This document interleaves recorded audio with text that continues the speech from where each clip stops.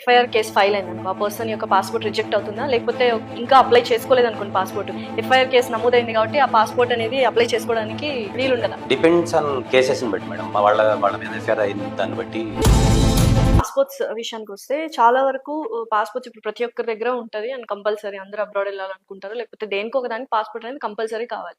అయితే ఇప్పుడు ఒకవేళ by mistake FIR case file అయింది అనుకో, ఆ పర్సన్ యొక్క పాస్పోర్ట్ రిజెక్ట్ అవుతుందా, లేకపోతే ఇంకా అప్లై చేసుకోలేదు అనుకోండి పాస్పోర్ట్, ఎఫ్ఐఆర్ కేసు నమోదైంది కాబట్టి ఆ పాస్పోర్ట్ అనేది అప్లై చేసుకోవడానికి అంటే వీలుండదా? డిపెండ్స్ ఆన్ కేసెస్ ని బట్టి మేడం, వాళ్ళ మీద ఎఫ్ఐఆర్ అయిన దాన్ని బట్టి అప్లై చేసుకోవడానికి కుదిరింది. మాక్సిమం అయితే చిన్న చిన్న కేసెస్ అయితే పెద్ద ప్రాబ్లం ఉండదు.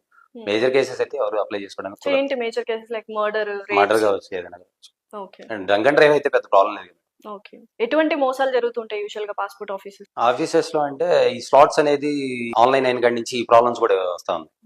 వాళ్ళు అక్కడ దగ్గరలో ఉన్న ఆఫీసర్స్ ఎవరో ఒకరితో ఆఫీసు ఉంటాయి కదా, వాళ్ళ ద్వారా వీళ్ళు ఎర్లీగా అర్జెంట్ కావాలనుకున్న వాళ్ళందరికీ ఎంతో కొంత పేమెంట్ ఇవ్వడం, వాళ్ళ ద్వారా వీళ్ళు స్లాట్లు బ్లాక్ చేయడం, ఎర్లీగా ఇవ్వడం, ఇలాంటివన్నీ చేస్తా ఉన్నారు. దానివల్ల ఏంటంటే ఈ స్లాట్స్ డిలే అవుతా వస్తాం.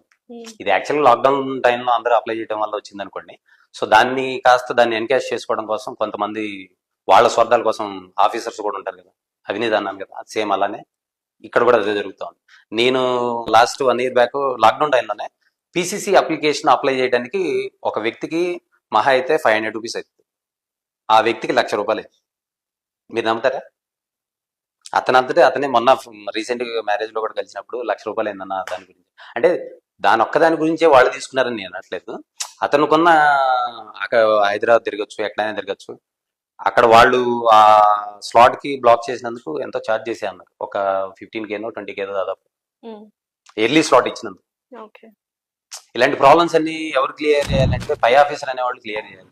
ఏదైనా కంప్లైంట్ పెట్టాం అనుకోండి, ఏదో కంప్లైంట్ పెడితే వెంటనే రెస్పాండ్ అయ్యేవాళ్ళు, వెంటనే క్లియర్ చేసేవాళ్ళు. ఇప్పుడు అది కూడా లేదు. ఇప్పుడు నేను ఏదైనా అప్లై చేసినప్పుడు నా మీద కేసు ఉంది అనుకోండి, సపోజ్ అది ఆ మధ్యలో ఆగిపోతే అది క్లియర్ చేయాలంటే 90 days వ్యాలిడిటీ అని వాళ్ళే ఇస్తున్నారు. కానీ ఆ 90 days లో నా ఫైల్ అనేది క్లోజ్ అయిపోవాలి కదా ఆటోమేటిక్ గా. వాళ్ళు 1 year దాకా దాన్ని క్లోజ్ చేయట్లేదు. ఈ 1 year దాకా వాళ్ళు ఏం చేస్తున్నారు, ఆఫీస్ లో సీనియర్స్ ఉంటారు, సుపీరియర్స్ ఉంటారు, వాళ్ళు క్లియర్ చేయాల్సిందే కదా. పెండింగ్ ఎక్కడ ప్రాబ్లం వస్తుంది వాటన్నింటి షార్ట్అవుట్ చేయాల్సిన బాధ్యత వాళ్ళదే కదా. అడ్మినిస్ట్రేటివ్ వాళ్ళ చేతిలో ఉన్నప్పుడు జనాలకి ఈజీ వేలో వెళ్ళిపోతుంది. అదే ఒక ఎమ్మెల్యే వచ్చాడు అనుకోండి, అదే ఎమ్మెల్యేకి 5 నిమిషాలు పని అయిపోతుంది. ఏ ప్రజానాయకుడు వచ్చినా సరే, కలెక్టర్ వచ్చినా ఎవరు వచ్చినా సరే, నాకు తెలిసిన ఒక వ్యక్తికి, ఒక విఐపీ పర్సన్ కి నేను అప్లై చేశాను, వాళ్ళ బాబుకి. అప్లై చేస్తే ఏం లేదు, ఒక సర్టిఫికేట్ చూపించాల్సింది, అది చూపించలేదు. అది చూపించినందువల్ల దాన్ని ఆపేశారు. దాన్ని ఆపడం వల్ల అతను మళ్ళీ వెళ్ళి ఆఫీస్లో వెళ్ళి మాట్లాడటం కోసం అతను అన్కంఫర్టబుల్ ఫీల్ అయ్యాడు, విఐపీ కాబట్టి. దాని గురించి మళ్ళీ వైజాగ్ వెళ్ళి మాట్లాడుకుంటుంది. వీళ్ళే చేసేస్తే వైజాగ్ వెళ్ళాల్సిన అవసరం లేదు కదా. వైజాగ్ మేడంతో మాట్లాడి వీళ్ళు చేసుకున్నారు. అంత అవసరం ఏమొచ్చింది? చేయాల్సిన బాధ్యత వీళ్ళ దగ్గర. 2 నిమిషాల పని, 2 సెకండ్ల పని కోసం వైజాగ్ వెళ్ళి చేయించుకోవాల్సిన, ఎక్కడైనా అదే జరిగితే అక్కడైనా అదే జరుగుతుంది కదా. ఎవరికైనా సరే ఇండియా వైడ్ అదే సెంట్రలైజ్ చేసే. దేనికి? పాస్పోర్ట్ సెంట్రలైజ్ చేశాడు, డ్రైవింగ్ లైసెన్స్ సెంట్రలైజ్ చేశారు, పాన్ కార్డు సెంట్రలైజ్. వీటన్నిటి డాక్యుమెంట్స్ ని అందరూ సెంట్రలైజ్ చేసినప్పుడు వీళ్ళ స్వార్థాల కోసం ఎదుటి ఇబ్బంది పెడతా ఉంటే చాలా మంది సఫర్ అవుతా ఉన్నారు. ఒక విఐపి కూడా అవకాశం లేకుండా పోయింది. నేను అతని పేరు చెప్పలేనులే, కానీ చెప్తే మళ్ళీ వాళ్ళు హట్ అవుతా ఉంటారు కదా సొసైటీలో. ఇలాంటి ప్రాబ్లమ్స్ ఒకటి కాదు మేడం, చాలా ఉన్నాయి. వాళ్ళ స్వార్థాల కోసం ఆఫీసుల్లో కూర్చొని ఎదుటి ఇబ్బంది పెడతా ఉన్నారు.